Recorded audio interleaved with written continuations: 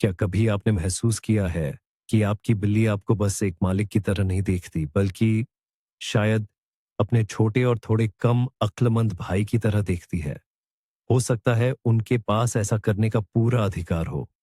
जब इंसान पहिए का आविष्कार कर रहा था, पिरामिड बना रहा था और साम्राज्यों को गिरा रहा था, तब ये जीव पहले से ही यहां थे। उन्होंने सब देखा, उन्होंने शासन किया। आज हम बात करेंगे जीवित जीवाश्मों की, नहीं डायनासोर की नहीं, बल्कि उन जीवों की जो आपके बगल में बैठकर म्याऊं म्याऊं करते हैं। इस वीडियो में हम 5 सबसे प्राचीन बिल्ली की नस्लों के बारे में बात करेंगे, जो लगभग अपने मूल रूप में आज तक बची हुई हैं। और यकीन मानिए, इनमें से कुछ की कहानी किसी भी हॉलीवुड ब्लॉकबस्टर से ज्यादा शानदार है। उनमें से कौन सी नस्ल वाइकिंग्स का अनाज बचाती थी? किनके पूर्वजों को राजाओं के सम्मान के साथ ममीफाइड किया गया था? और क्या यह सच है कि इनमें से एक नस्ल बिना इंसानी हस्तक्षेप के अपने आप विकसित हुई? आराम से बैठ जाइए, चाय बनाइए और मेज से सारी नाजुक चीजें हटा दीजिए, क्योंकि हम इतिहास की इस गहराई में गोता लगाने वाले हैं। इससे पहले कि हम अपनी सूची की ओर बढ़े, आइए एक महत्वपूर्ण बात स्पष्ट कर लें। जब हम प्राचीन नस्ल कहते हैं, तो हमारा मतलब उन बिल्लियों से नहीं है जिन्हें पिछले साल कुछ खूबसूरत बिल्लियों को मिलाकर पालतू बना लिया गया था। हम बात कर रहे हैं प्राकृतिक या मूल निवासी, अबोरिजिनल नस्लों की। इसका मतलब है कि प्रकृति, भूगोल और कठोर प्राकृतिक चयन ने सैकड़ों, बल्कि हजारों सालों तक उनके रूप और स्वभाव को आकार दिया है। इस प्रक्रिया में इंसान ने लगभग कोई दखल नहीं दिया, कम से कम शुरुआती दौर में तो बिल्कुल नहीं। आनुवंशिक शोध से पता चलता है कि सभी आधुनिक पालतू बिल्लियां स्टेपकैट, फेलिस सिल्वेस्ट्रिस लाइबिका, फेलिस सिल्वेस्ट्रिस लिबिका से आई है। इनका पालतूकरण मध्य पूर्व में फर्टाइल क्रीसेंट के क्षेत्र में लगभग 10,000 साल पहले शुरू हुआ। एन लेकिन दिलचस्प बात यह है, कुत्तों के विपरीत बिल्लियों ने अनिवार्य रूप से खुद को पालतू बनाया। वे इंसानों के पास आईं क्योंकि हमारे पास अनाज था, और जहां अनाज होता है वहां चूहे होते हैं। ये एक आपसी फायदे का सौदा था। और दुनिया के कुछ क्षेत्रों में अलग थलग रही बिल्लियों की वो पहली आबादी आज भी बची हुई है। इन्हीं को हम आज सबसे प्राचीन नस्लें कहते हैं। हम शुरुआत करेंगे शायद उस नस्ल से जो सचमुच प्राचीन मिस्र का एक जीता जागता प्रमाण है। यह है इजिप्शियन माऊ। और जब मैं प्राचीन शब्द का इस्तेमाल करता हूं, तो मैं बिल्कुल भी बढ़ा चढ़ाकर नहीं बोल रहा हूं। 3,000 साल से भी पुरानी भित्ति चित्रों, फ्रेस्कोस पर हमें ऐसी बिल्लियों की तस्वीरें मिलती हैं जो आज की माऊ से हैरान करने वाली हद तक मिलती जुलती हैं। इनके विशिष्ट धब्बेदार फर और आंखों के आसपास के निशान बिल्कुल वैसे ही हैं। प्राचीन मिस्र की भाषा में माऊ शब्द का मतलब सिर्फ बिल्ली होता है। बस इतना सीधा सादा नाम। अब इनके रुतबे, स्टेटस की कल्पना कीजिए। आप बस बड़े अक्षरों वाली बिल्ली, कैट है। इस नस्ल की सबसे बड़ी खासियत जो आनुवंशिकीविदों, जेनेटिसिस्ट के दिमाग को हिला देती है, वह है इनके धब्बे। ये इकलौती पालतू बिल्ली की नस्ल है जिसमें धब्बेदार पैटर्न प्राकृतिक होता है, न कि चुनिंदा प्रजनन, सिलेक्टिव ब्रीडिंग का नतीजा। तासोतोम। और सबसे हैरान करने वाली बात यह है कि इनके धब्बे सिर्फ फर पर ही नहीं, बल्कि इनकी त्वचा, स्किन पर भी मौजूद होते हैं।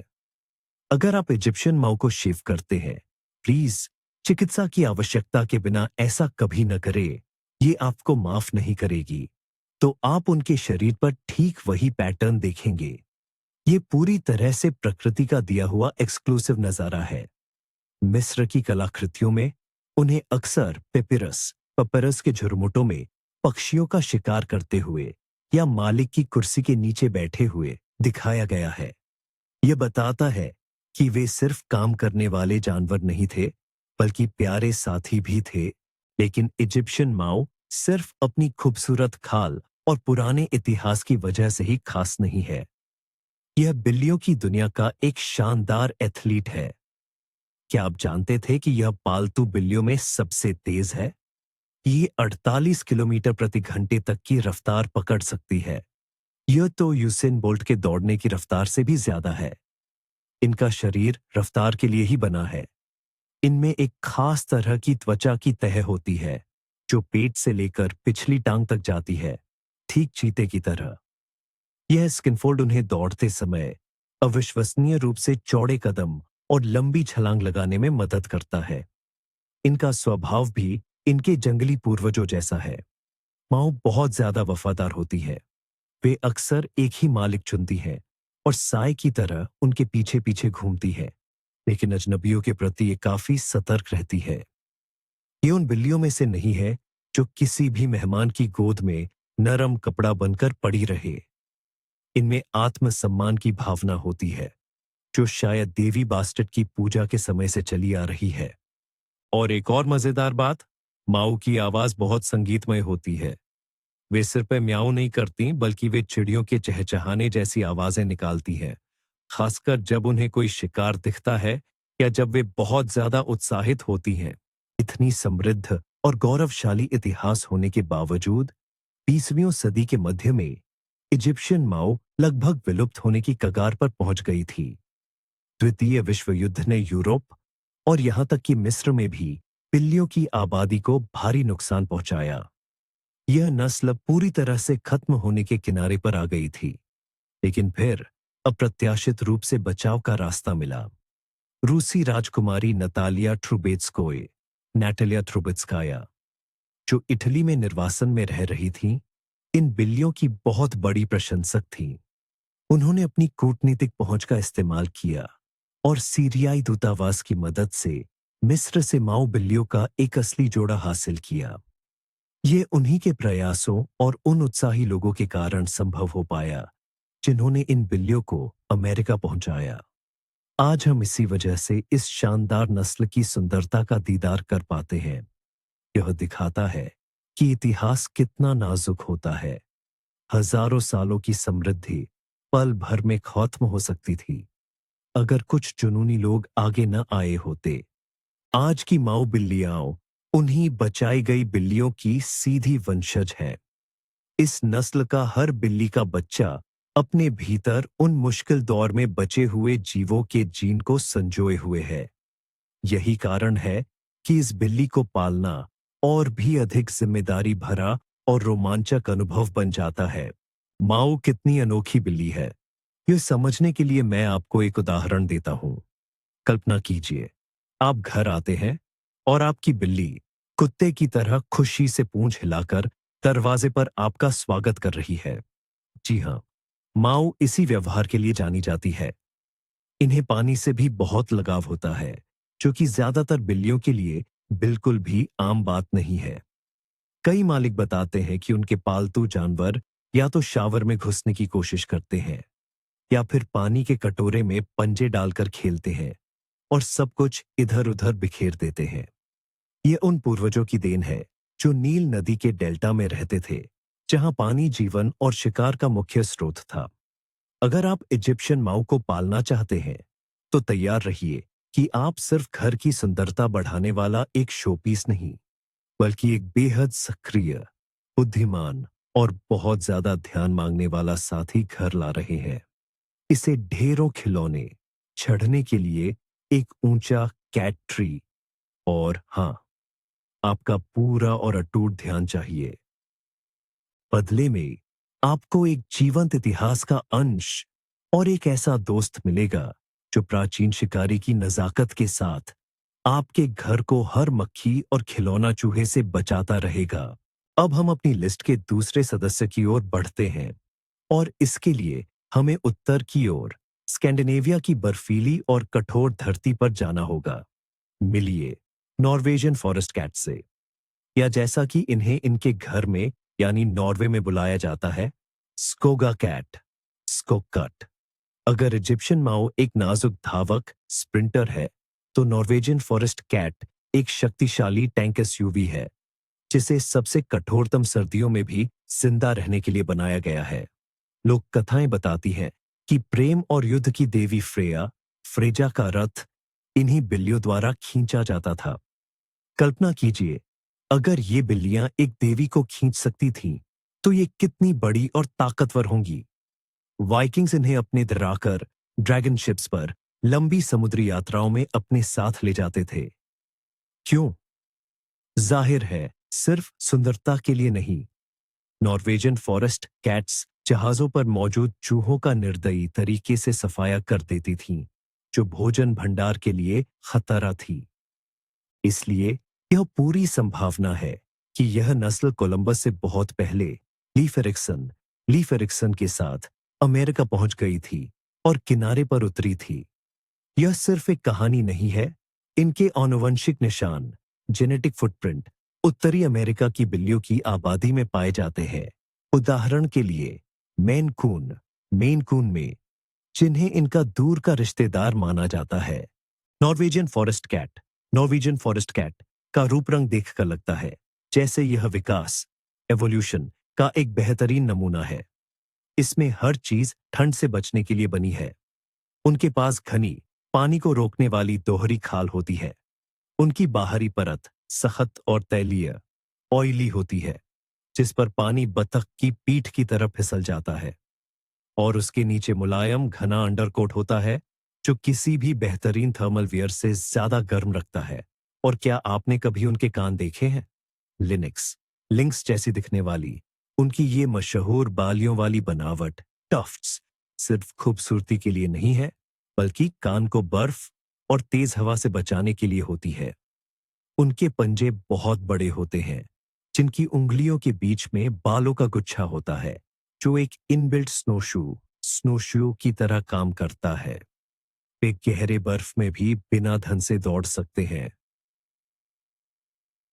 ओस्मेक्विड, लेकिन नॉर्वेजियंस की सबसे शानदार खासियत है उनका पेड़ से सिर नीचे करके उतरना। ज्यादातर बिल्लियां अपने पंजों की बनावट के कारण ऐसा नहीं कर पाती।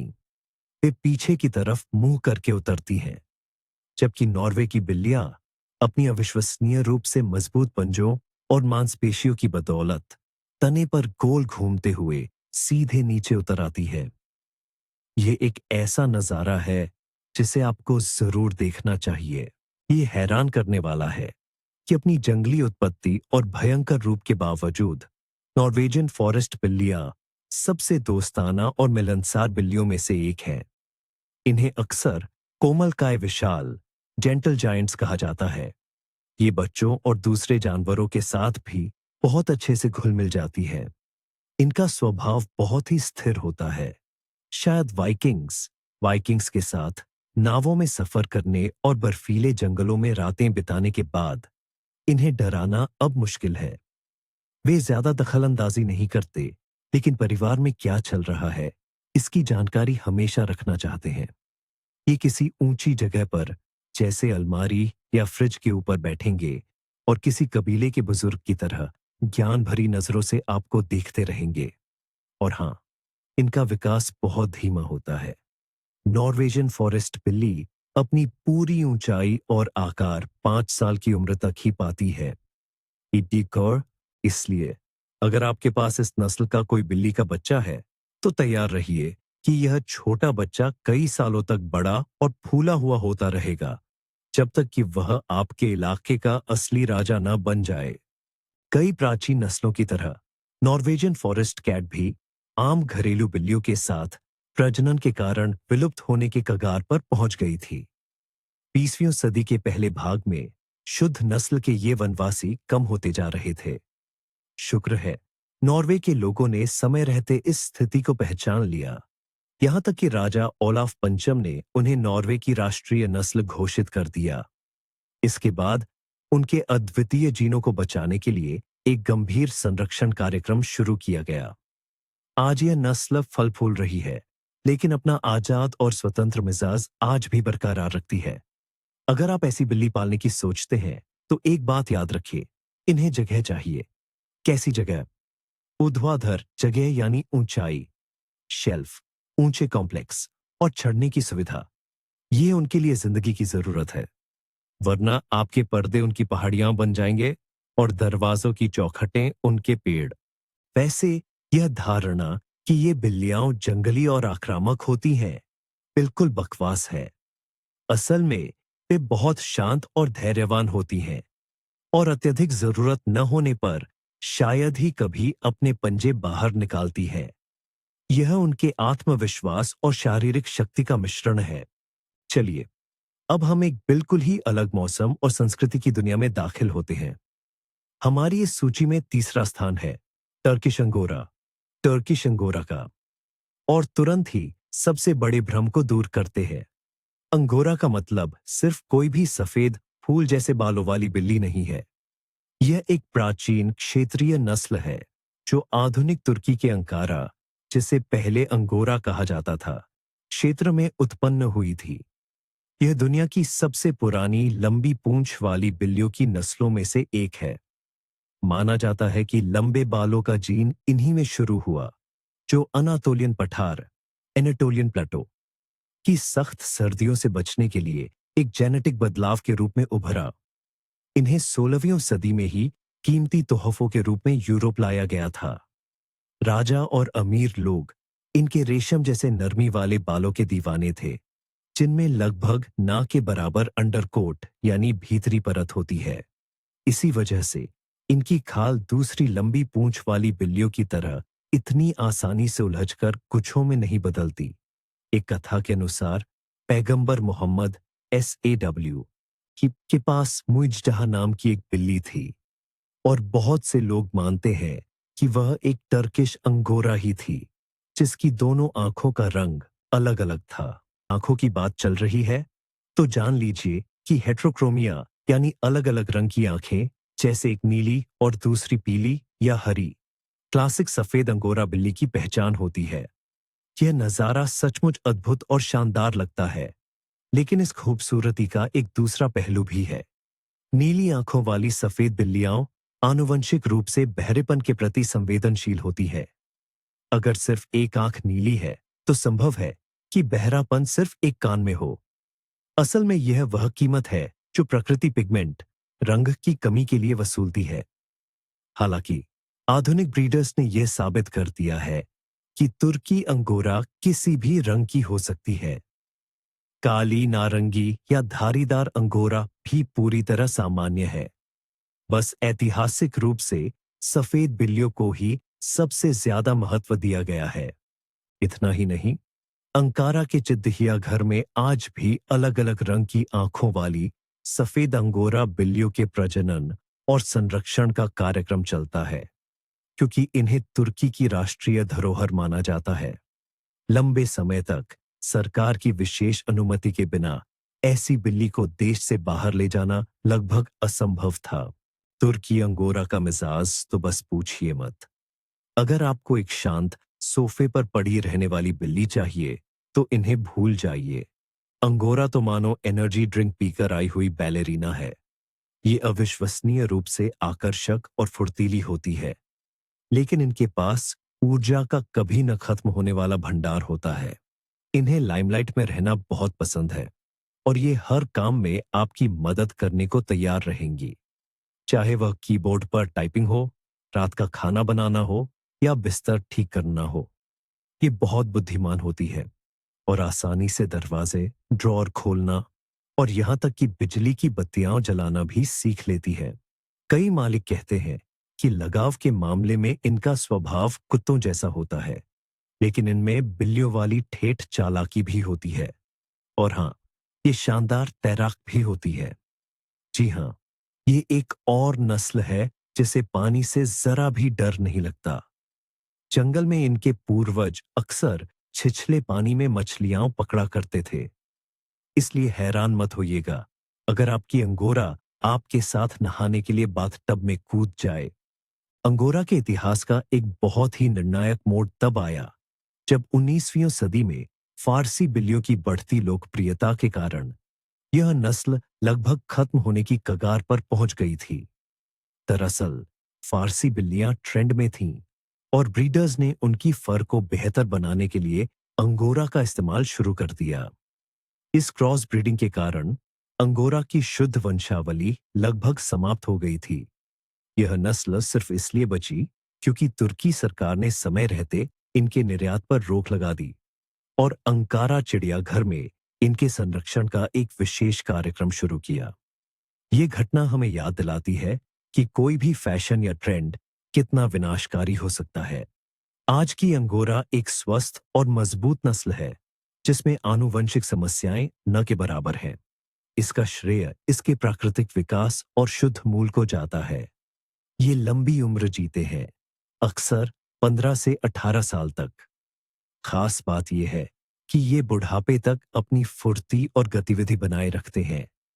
इसलिए अगर आप अंगोरा को चुनते हैं, तो आप एक ऐसे दीर्घकालिक साथी का चुनाव कर रहे हैं, जो अपनी रचनात्मकता, चपलता और खूबसूरती से आपको हर दिन हैरान करेगा। हमारी लिस्ट में चौथी नस्ल हमें एशिया ले जाती है, प्राचीन श्याम सायम, जिसे अब थाईलैंड कहते हैं। आज बात होगी श्याम देश की बिल्ली यानी श्याम कैट, सायमीज कैट की। लेकिन आप उन बिल्लियों को भूल जाइए जो आपने पुराने कार्टूनों या तस्वीरों में देखी होंगी। असली प्राचीन श्याम कैट, जिसे आजकल अक्सर थाई या पुरानी श्याम कैट कहते हैं, थोड़ी अलग दिखती थी, लेकिन उसका मूल स्वरूप और उसकी खासियतें आज भी वही हैं। इनका पहला जिक्र 14वीं शताब्दी की मशहूर हस्तलिपि तमरा मैजी बिल्लियों पर कविताओं की किताब में मिलता है। इसमें उन्हें सफेद बिल्लियों के रूप में दर्शाया गया है, जिनके कान, पूंछ और पंजे काले होते थे और रात में उनकी आंखें लाल आग की तरह चमकती थीं। ये बिल्लियां केवल मंदिरों और शाही परिवारों तक ही सीमित थीं। मान्यता थी कि जब शाही परिवार के किसी सदस्य की मृत्यु होती थी, तो उसकी आत्मा श्याम बिल्ली के शरीर में प्रवेश कर जाती थी। इसके बाद बिल्ली को मंदिर भेज दिया जाता था, जहां भिक्षु और मृतक के रिश्तेदार उसे सोने की थालियों में सबसे बढ़िया भोजन परोसते थे। मानिए, ये कोई बुरी रिटायरमेंट या पेंशन नहीं है। सियामी बिल्लियों के बारे में शायद सबसे ज्यादा किंवदंतियां प्रचलित हैं। उदाहरण के लिए, पुराने जमाने की सियामी बिल्लियों की आंखें अक्सर तिरछी क्यों होती थीं और पूंछ में गांठ या मोड़ क्यों होता था? किंवदंतियों के अनुसार ये बिल्लियां किसी कीमती गुलदस्ते या बुद्ध के प्याले की रखवाली करती थीं। वे खजाने को इतनी आंखें गड़ाकर देखती रहीं कि उनकी आंखें तिरछी हो गईं और उन्होंने उसे इस डर से इतनी मजबूती से पूंछ से जकड़ लिया कि कहीं कोई चुरा न ले, जिस वजह से उनकी पूंछ मुड़ गई या उसमें मोड़ पड़ गया।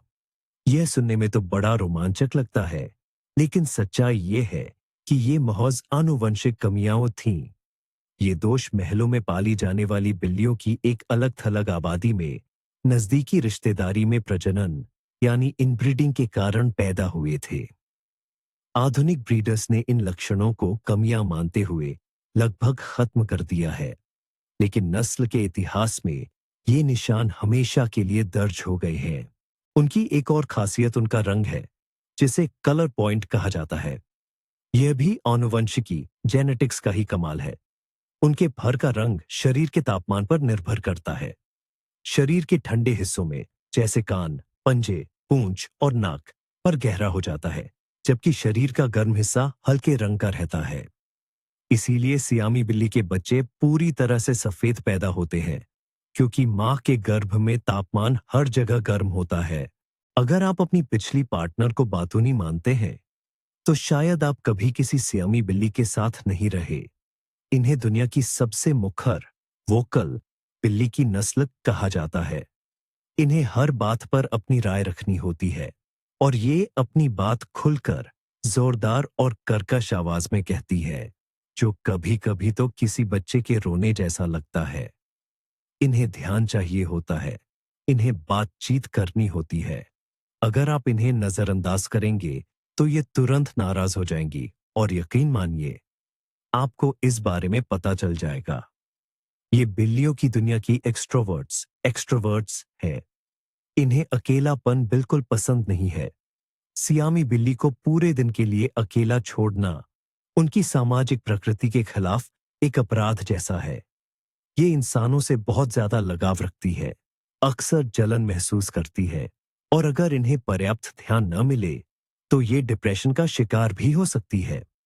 और ठीक है ये बिल्लियों की दुनिया के असली बुद्धिमान प्राणी हैं।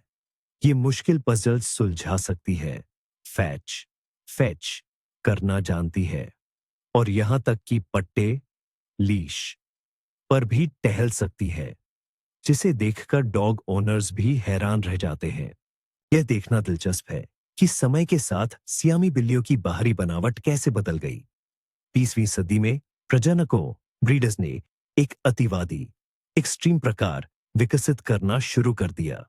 बेहद पतला शरीर, बहुत बड़े कान और लंबा चेहरा, इन्हें ही आज की आधुनिक सियामी बिल्लियां कहा जाता है।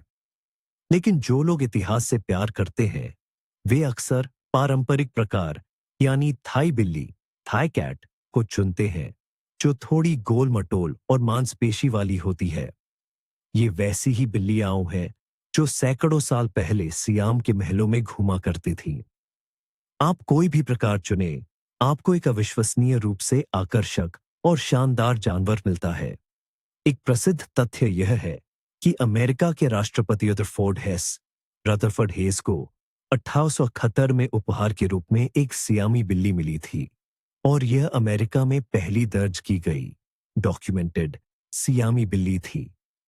तब से इनकी लोकप्रियता बढ़ती ही गई है। हालांकि इनका जटिल स्वभाव अक्सर उन मालिकों के लिए एक आश्चर्य बन जाता है जो इसके लिए तैयार नहीं होते। और सोदर, सियामी बिल्ली महज एक पालतू जानवर नहीं है। यह एक व्यक्तित्व है जिसे आपको स्वीकार करना और जिसका सम्मान करना पड़ेगा। और आखिर में यह रही हमारी लिस्ट की 5वीं और आखिरी नस्ल, एबिसिनियन बिल्ली। कुछ लोग इसे देवी बास्टेट का साक्षात रूप मानते हैं, जो मिस्र की माउस से यह खिताब छीनने की होड़ में रहती है। देखने में एबिसिनियन बिल्लियां सचमुच प्राचीन मिस्र की मूर्तियों जैसी लगती है। ये बेहद शानदार होती है, जिनके कान बड़े होते हैं और इनका रंग भी अद्भुत टिक्ड होता है। इनके शरीर का हर एक बाल धारियों में रंगा होता है, हल्का, गहरा, फिर हल्का। इससे एक ऐसा प्रभाव पैदा होता है जैसे कि इनका रोआं चमक रहा हो या दमक रहा हो, ठीक किसी जंगली खरगोश या प्यूमा की तरह।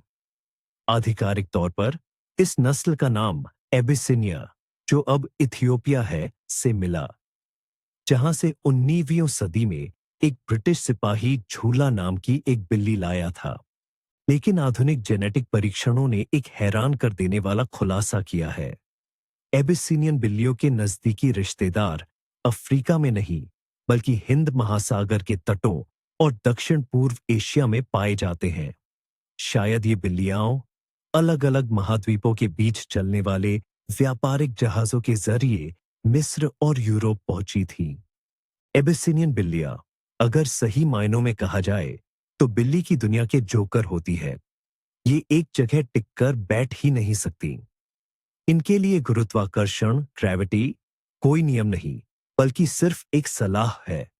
इन्हें ऊंचाई कूदना और तरह तरह के एक्रोबेटिक करतब दिखाना बेहद पसंद होता है। अगर आपके पास एक एबिसिनियन है, तो आपको टीवी की जरूरत ही नहीं पड़ेगी। बस देखते रहिए कि यह कैसे पर्दे के रॉड पर चढ़ने की कोशिश करती है, या रसोई में ऊपर वाली अलमारी खोलने की जुगत लगाती है। ये अविश्वसनीय रूप से जिज्ञासु, क्यूरियस होते हैं। घर में कोई भी नई चीज आने पर ये तुरंत उसकी जांच करेंगे, उसे सूंघेंगे और शायद उसकी मजबूती परखने के लिए उसे नीचे गिरा भी देंगे। लेकिन इतनी चंचलता के बावजूद ये बहुत बुद्धिमान होती है और इंसानों से बहुत लगाव रखती है। आप जो भी काम कर रहे हो, ये उसमें शामिल होना चाहती है। आप किताब पढ़ रहे हैं, एबिसिनियन उस किताब पर ही बैठ जाएगी। काम कर रहे हैं, ये सीधे कीबोर्ड पर लेट जाएगी या स्क्रीन पर कर्सर पकड़ने की कोशिश करेगी। अबीसिनियाई बिल्ली की एक खास बात है उनका जिंदगी जीने का अंदाज। ये हमेशा छोटे बच्चे बने रहते हैं। बुढ़ापे में भी इनकी मस्ती और खेलने की शरारत खत्म नहीं होती। इनमें गुस्सा यानी आक्रामकता लगभग होती ही नहीं है। अगर अबीसिनियाई बिल्ली को कोई बात पसंद नहीं आती, तो वो सिर्फ वहां से हट जाएगी, न कि भूख मारकर या पंजा मारकर झगड़ा करेगी। इसलिए ये उन परिवारों के लिए बेहतरीन पालतू जानवर हैं जो इनके साथ खेलने में समय दे सकते हैं, लेकिन इनकी इस चंचलता को बाहर निकलने का मौका मिलना जरूरी है। अगर इन्हें छोटी या सीमित जगह में बिना खिलौनों और चढ़ने उतरने के लिए कुछ दिए रखा जाए, तो अबीसिनियाई बिल्ली ऊब सकती है और अपने तरीके से आपके घर की सज्जा शुरू कर सकती है। इनके दिमाग और शरीर को व्यस्त रखना बहुत जरूरी है। कई मालिक इन्हें तरह तरह की ट्रिक्स सिखाते हैं। ये बहुत जल्दी सब कुछ सीख जाते हैं, चाहे वह किसी ट्रीट के लिए हो या सिर्फ आपकी तारीफ पाने के लिए। तो एबिसिनियन बिल्ली तो बस सूर्य की ऊर्जा का एक पिंड है। वैसे इनके रंग को भी सौर ही कहा जाता है। इसके 4 मुख्य रंग होते हैं, लेकिन सबसे ज्यादा पहचाना जाने वाला रंग रड्डी या जंगली रडी है, जो कालापन लिए हुए एक गाढ़ा ईंट जैसा नारंगी शेड होता है।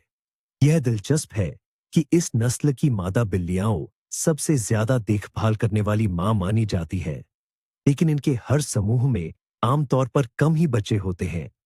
यही कारण है कि यह नस्ल काफी मूल्यवान और दुर्लभ है। जब आप एबिसिनियन को घर लाते हैं, तो आप प्यार और अराजकता के एक छोटे से तूफान को न्योता देते हैं, जो हर सुबह आपको जंगल के जंगली स्वभाव की याद दिलाएगा। और यह याद दिलाने का तरीका होगा आपको गीली नाक से थपथपाकर जगाना या कमरे की सबसे ऊंची अलमारी से आपकी छाती पर छलांग लगाना। तो ये है वो अद्भुत जीवित कलाकृतियां। श्याम, थाईलैंड के पवित्र मंदिरों से लेकर नॉर्वे के बर्फीले जंगलों तक, मिस्र के फिरौन के महलों से लेकर आपकी आज की मॉडर्न अपार्टमेंट्स तक, इन 5 नस्लों ने अपनी विशिष्टता सदियों से कायम रखी है। इन्होंने अपने आकर्षण और उस जंगली करिश्माई अंदाज का एक अंश भी नहीं खोया है। यह जानना कितना रोमांचक है कि जब आपका रोएंदार दोस्त लेजर पॉइंटर के पीछे भाग रहा होता है, तब उसके जीन्स में पूरी सभ्यताओं का इतिहास दर्ज होता है। इजिप्शियन माओ बाचू हमें अनंत काल की याद दिलाता है। नॉर्वेजियन फॉरेस्ट जीवित रहने की शक्ति की। एंगोरा हर बाधा के बावजूद सुंदरता की। सायमीज वफादारी की। और एबिसिनियन जीवन की खुशियों की। और अब आपके लिए हमारा मुख्य सवाल, इनमें से किस बिल्ली की कहानी ने आपको सबसे ज्यादा प्रभावित किया? क्या आप एक ऐसी बिल्ली पालना चाहेंगे जो वाइकिंग्स के साथ नावों पर तैरती थी, या उसे जिसे कभी राजाओं का पुनर्जन्म माना जाता था, या शायद आपके घर में पहले से ही इन प्राचीन राजवंशों में से कोई एक सदस्य रहता हो? कमेंट्स में जरूर बताइए। हमें आपके पालतू जानवरों के बारे में जानने के लिए बहुत उत्सुकता है। अगर इस वीडियो ने आपके लिए कुछ नया खोला है, तो इसे लाइक करें, चैनल को सब्सक्राइब करें और घंटी वाला बटन जरूर दबाएं। आगे और भी कई रहस्य हैं जिन्हें हमें मिलकर सुलझाना है। मिलते हैं अगले वीडियो में।